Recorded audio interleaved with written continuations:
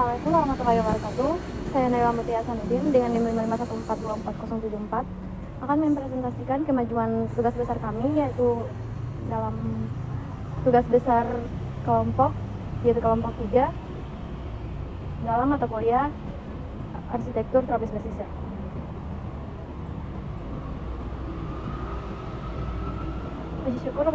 Puji syukur kami panjatkan kepada Allah Subhanahu wa Ta'ala yang telah memberikan rahmat dan hidayahnya sehingga penulis dapat menyelesaikan penyusunan makalahnya berjudul Makalah Pemetaan Nilai-Nilai Budaya dan Kearifan Lokal sebagai Dasar Perancangan.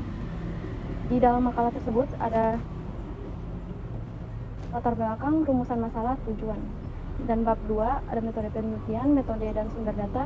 Bab 3 ada pembahasan, yaitu deskripsi tapak, hasil identifikasi nilai budaya dan kearifan lokal, analisis pengaruh budaya terhadap pemukiman dan arsitektur, dan implikasi pada perancangan. Bab 4 penutup. Itu ada kesimpulan dan saran.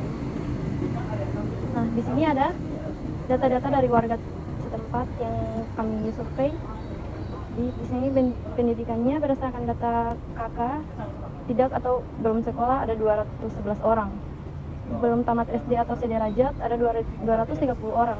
Tamat SD atau sederajat ada 576 orang. Tamat SLTP atau sederajat 277 orang. Tamat SLTA atau sederajat 371 orang.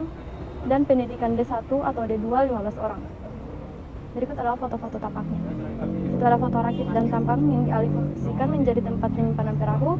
Gambar 3.2 ada gambar perahu para nelayan. Gambar 3.3 ada gambar lapangan sepak bola. Gambar 3.4 ada dokumentasi wawancara kepada pedagang setempat. Gambar 3.5 ada suasana di dermaga. Nah, gambar 3.6 juga ada tampak perbaikan jaring penangkapan. Gambar 3.7 dokumentasi wawancara kepada nelayan. Gambar 3.8 tampak salah satu gedung di pesisir pantai. Gambar 3.9 ada tampak sepantaran jalan Huanggobotu.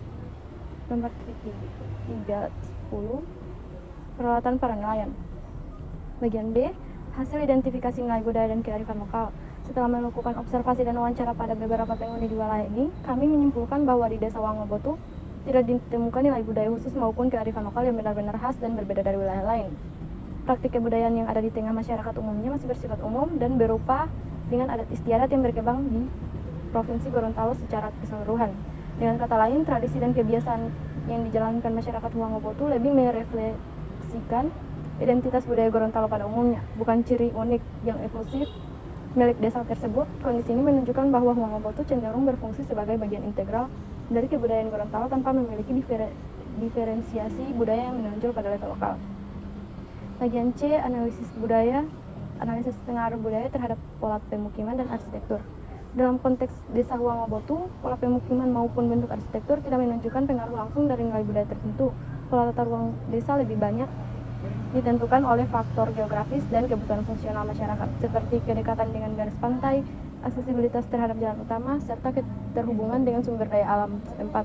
Bangunan-bangunan yang ada pada umumnya mengikuti tipologi rumah sederhana yang berkembang secara umum di wilayah Gorontalo, tanpa menampilkan ciri arsitektur khas yang berakar pada tradisi budaya lokal. Hal ini mengindikasikan bahwa perkembangan permukiman di Huanggobotu lebih dipengaruhi oleh aspek praktis dan ekonomi daripada nilai-nilai budaya yang bersifat simbolis. Bagian D ada implikasi pada perancangan. Meskipun Desa Huanggobotu tidak memiliki nilai budaya khas yang secara langsung mempengaruhi pola arsitektur, aktivitas ekonomi nelayan dan pedagang kecil dapat dijadikan dasar pertimbangan dalam keputusan desain. Pertama, zoning kawasan perlu memperhatikan keterhubungan antara dermaga, tempat pelelangan ikan, dan area permukiman. Pemukiman nelayan sebaiknya tetap dekat dengan akses laut dan fasilitas pelelangan. Sementara area perdagangan kecil dapat difokuskan pada jalur sirkulasi utama yang menghubungkan permukiman dengan dermaga. Kedua, orientasi bangunan dapat diarahkan untuk memaksimalkan akses ke dermaga dan jalur distribusi hasil tangkapan, sekaligus memperhatikan arah angin dan pencahayaan alami sebagai bagian dari adaptasi iklim tropis. Ruang publik sebaiknya ditempatkan di sekitar dermaga atau area pelelangan, karena lokasi tersebut berfungsi sebagai pusat interaksi sosial dan ekonomi masyarakat. Dengan demikian, ruang publik bukan hanya area rekreasi, melainkan juga memperkuat identitas desa sebagai komunitas nelayan. Ketiga, material bangunan dianjurkan menggunakan sumber daya lokal yang mudah diperoleh dan sesuai dengan karakter pesisir, seperti kayu tahan lembab, bambu, dan material ringan yang mudah diganti. Material ini tidak sekedar praktis, tetapi juga mencerminkan kearifan lokal dalam beradaptasi di lingkungan pesisir yang rentan terhadap kelembapan dan angin laut. Dengan pendekatan tersebut, meskipun Huang Oboto tidak memiliki tradisi arsitektur khas, keputusan desain tetap mampu mengintegrasikan pola kehidupan masyarakat nelayan dan pedagang kecil sebagai wujud dari budaya lokal yang fungsional. Berikut ada gambar batas tapak dan garis pantai. Di sini ada peta Huang Oboto dan tapak yang terpilih itu. Itu ada keterangan garis pantai dan garis tapak.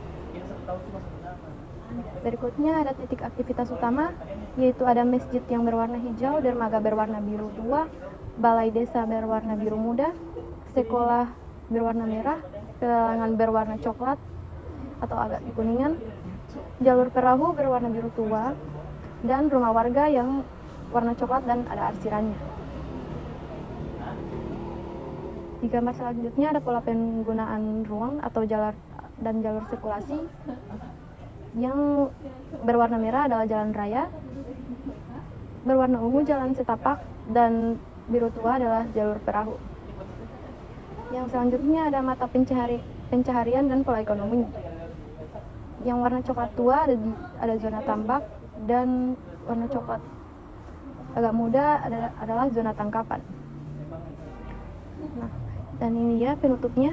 Kesimpulan dari hasil tersebut adalah hasil pengumpulan data melalui observasi dan wawancara menunjukkan bahwa Desa Huang Oboto memiliki karakteristik sebagai kawasan pesisir dengan aktivitas utama masyarakat pada sektor perikanan. Keberadaan dermaga, tempat pelelangan ikan, serta usaha kecil seperti warung menjadi pusat aktivitas ekonomi masyarakat. Yang bagian B, saran. Dalam merancang arsitektur di kawasan Huang Oboto, orientasi desain sebaiknya berfokus pada mendukung kegiatan ekonomi masyarakat pesisir.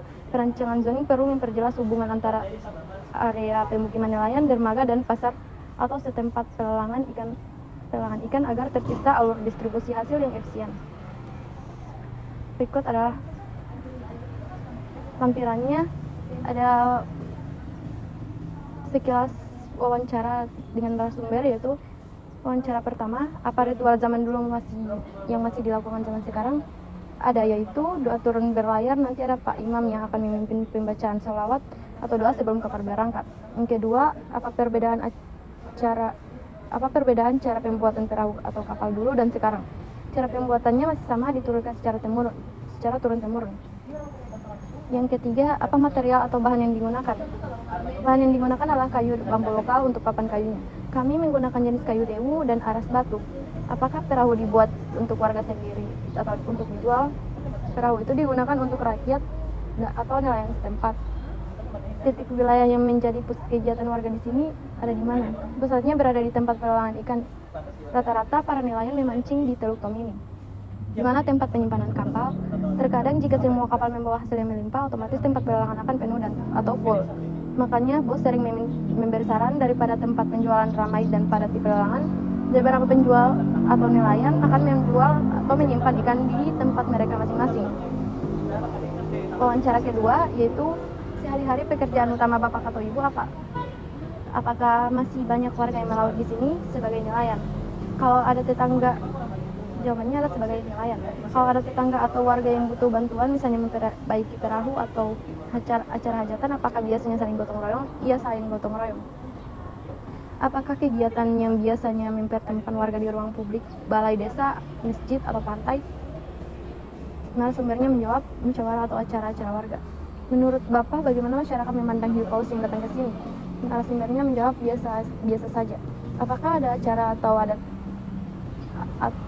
adat atau keagamaan di pesisir, misalnya doa laut, syukuran, atau perayaan tertentu?